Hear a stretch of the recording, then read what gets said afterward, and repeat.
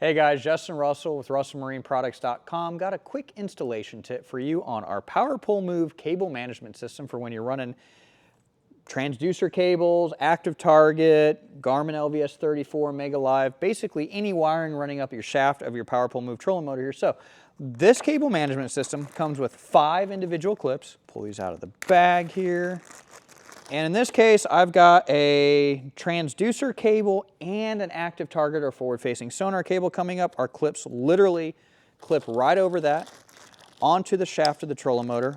Our kit for the Power Pull Move will work with different lengths of the Power Pull ZR trolling motor. So your 45s, your 52s, or your 60-inch will work no problem. They come with 5 clips, so your 45-inch really only need 4, but your 52 and your 60, you're gonna need 5. Clip it in place, hold your cables on.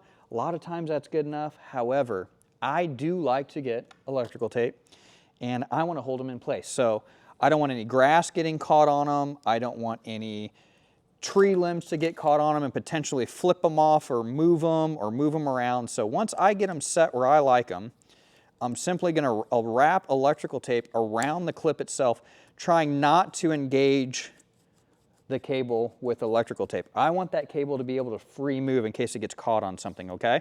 So here we are, just clipping all of these, just wrapping electrical tape out of every one. So again, just get the clips where you want them, slide them up into place, get them to where you're happy with them, and just run electrical tape around every set. Simple as that, guys. Be sure to check them out, RussellMarineProducts.com. Are you tired of your old marine electronics? At R&P, we make trade-in easy. 3 steps. Step 1, shoot us an email, get a quote. Step 2, send us your old unit and get credit. Step 3, get your brand new unit and get installed on your boat today.